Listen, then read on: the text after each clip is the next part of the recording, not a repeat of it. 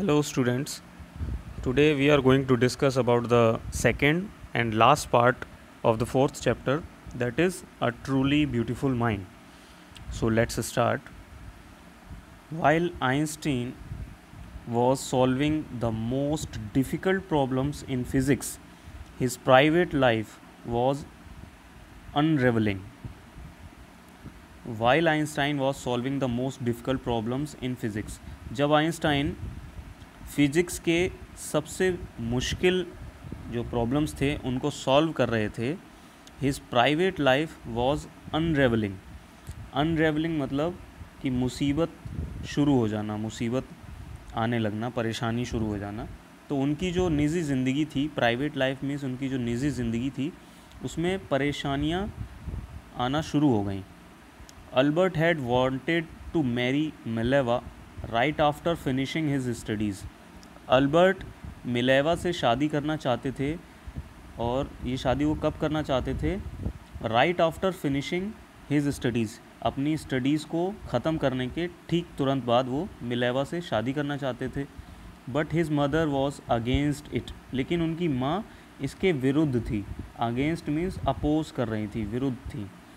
She thought Mileva, वो Mileva के बारे में सोचती थी कि Mileva who was 3 years older than her son, जो उनके बेटे से 3 साल बड़ी थी, ओल्डर थी यानी 3 साल उम्र में बड़ी थी.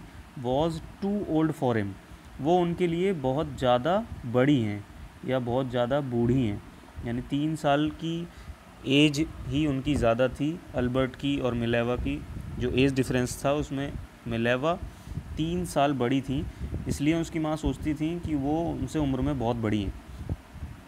She was also bothered by Mileva's intelligence, और वो मिलेवा की जो इंटेलिजेंस थी, जो बुद्धिमत्ता थी, अक्लमंदी थी, उससे भी बॉदर्ड थी. बॉदर मीन्स परेशान थी. She is a book like you, his mother said, उनकी माँ ने कहा. हिज मीन्स किनकी माँ ने? आइंस्टाइन की माँ ने कहा कि वो भी तुम्हारी तरह एक किताब ही है, जिस तरह तुम एक किताब हो इसी तरह वो भी एक किताब है. Einstein put the wedding off, लेकिन आइंस्टाइन ने शादी कर ली. The pair finally married in January 1903, और पेयर मीन्स कपल, और उन दोनों ने अंत में जनवरी 1903 में शादी कर ली. एंड हैड 2 sons, और उनके 2 बेटे हुए. But a few years later, लेकिन कुछ सालों के बाद, द मैरिज फेल्टर्ड. फेल्टर्ड मीन्स कमज़ोर होने लगे, उनके रिश्ते कमज़ोर होने लगे.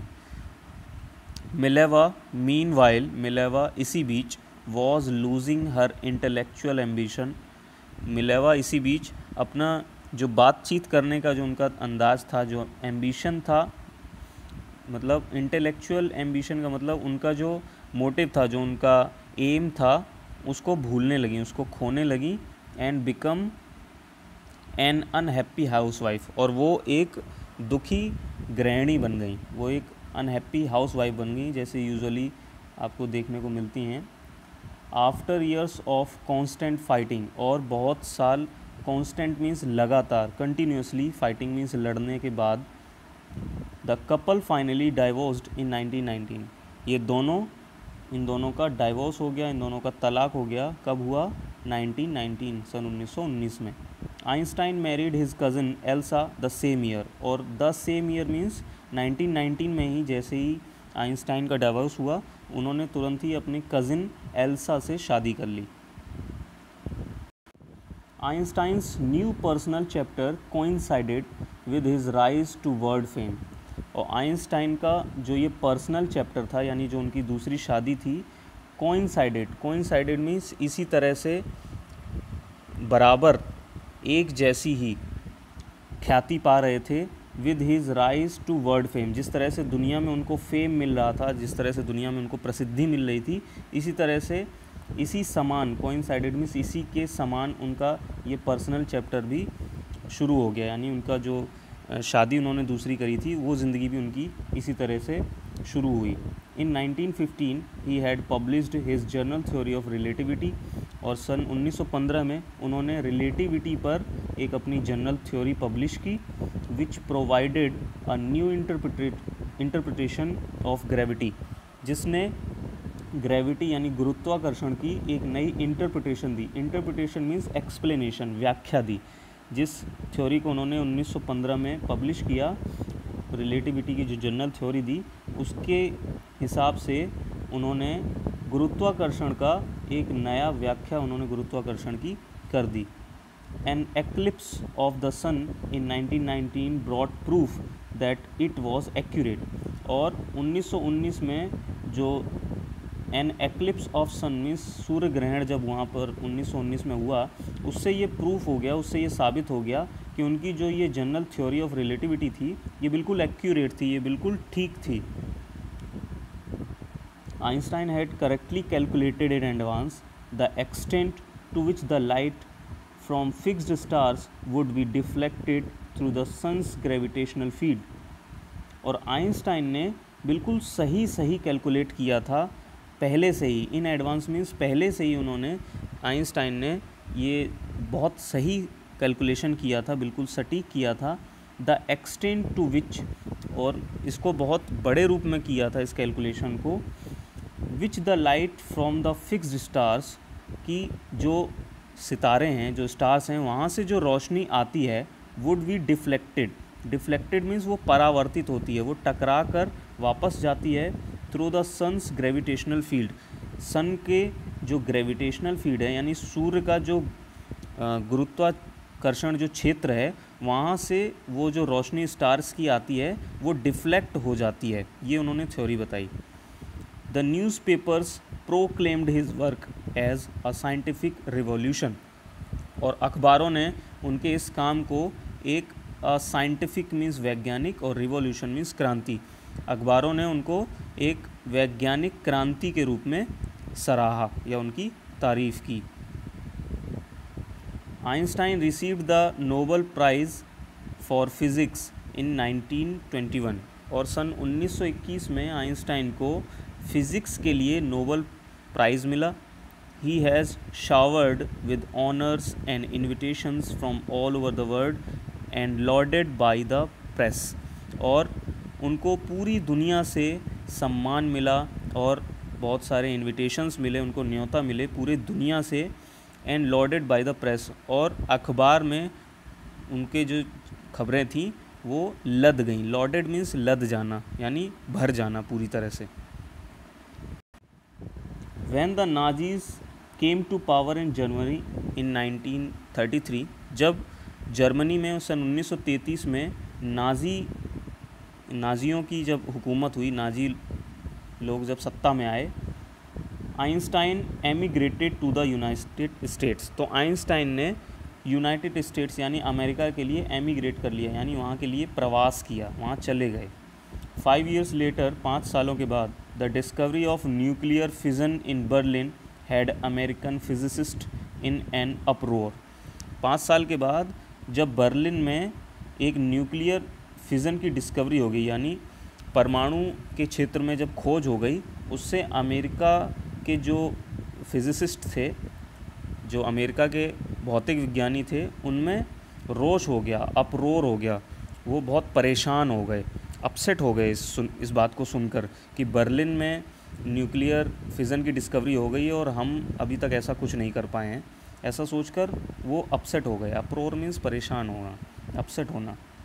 Many of them had fled from fascism just as Einstein had, and now they were afraid the Nazis could build and use an atom bomb.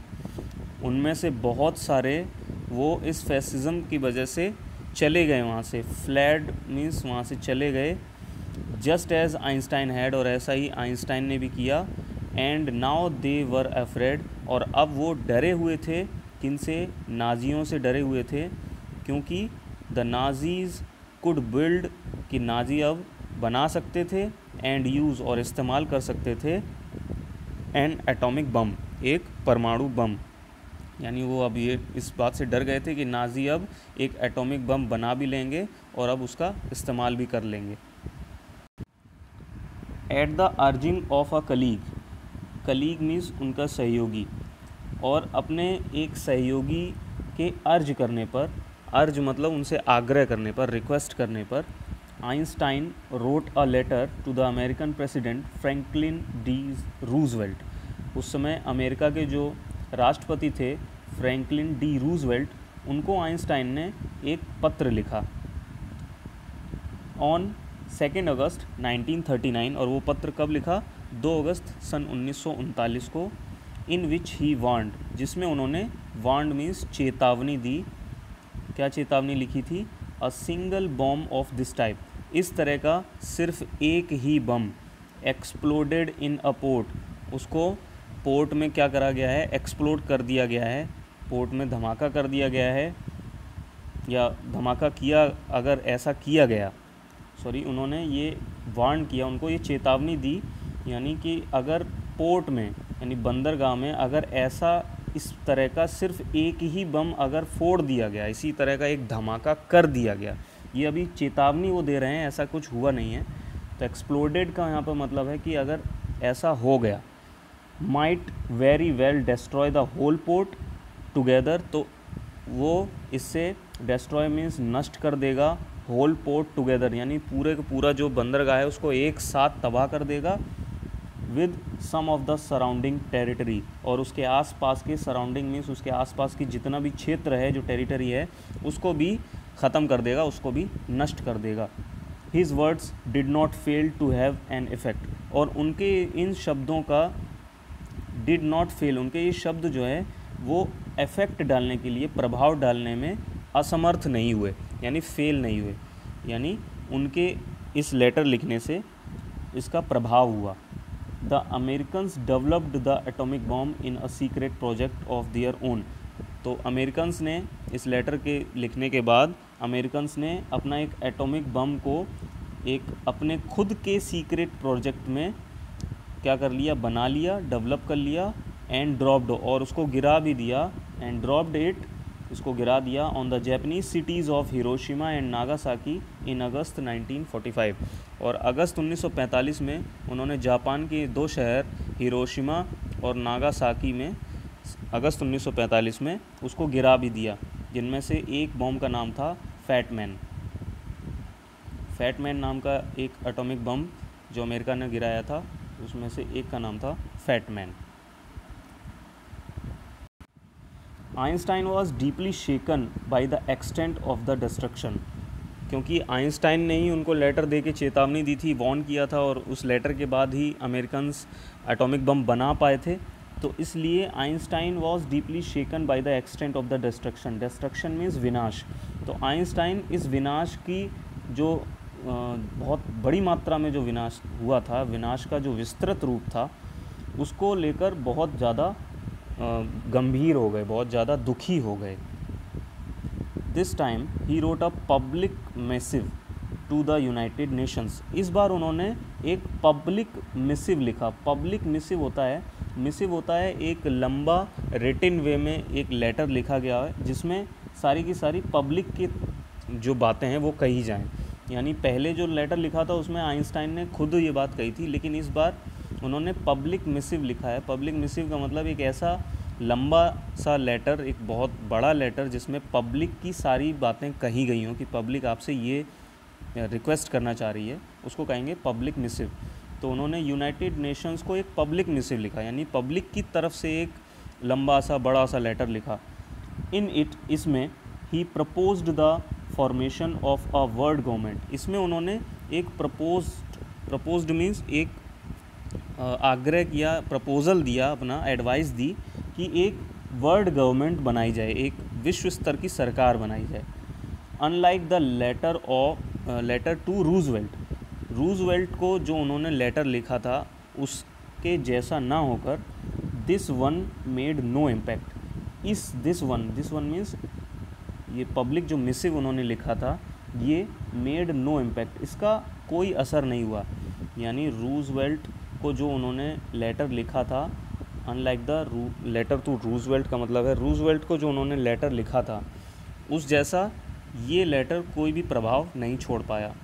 But over the next decade, लेकिन अगले ही दशक में, डिकेड मीन्स 10 years, दशक, Einstein got ever more involved in politics. लेकिन इससे ज़्यादा क्या हो गया, अगले 10 सालों में आइंस्टाइन ने पॉलिटिक्स में बहुत ज़्यादा इन्वॉल्व होना सीख लिया, पॉलिटिक्स में, राजनीति में वो हिस्सा लेने लगे।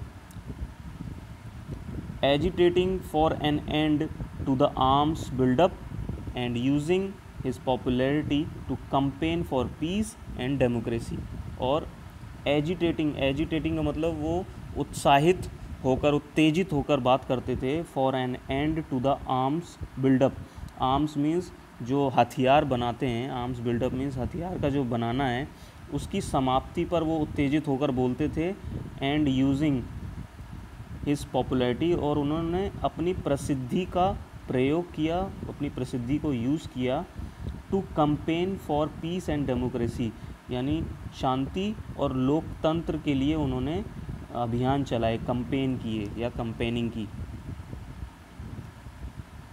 When Einstein died in 1955 at the age of 76, जब आइंस्टाइन सन 1955 में 76 वर्ष की उम्र में जब उनकी मृत्यु हुई, he was celebrated as a visionary, तो उनको क्या कहा गया? विजनरी कहा गया। विजनरी मतलब दूरदर्शी, एक ऐसा इंसान जो दूरदर्शी हो, दूर की बातें, आगे आने वाली जो भविष्य की बातें हैं उसको पहले से ही सोच लेता हो, ऐसे इंसान को दूरदर्शी कहेंगे। और in English it is a visionary. And world citizen, और उनको क्या कहा गया? वर्ल्ड सिटीज़न कहा गया। As much as a scientific genius, और उनको दुनिया का, जो दुनिया के नागरिक में से एक ऐसा नागरिक माना गया जो कि साइंटिफिक जीनियस है, जो कि वैज्ञानिक जीनियस है, उसको ये ख्याति दी गई। यानी उनको एक दूरदर्शी और दुनिया के उन नागरिकों में से माना गया जो कि वैज्ञानिक रूप से जीनियस हैं। So here we have finished this chapter. Take care of yourself. Bye bye.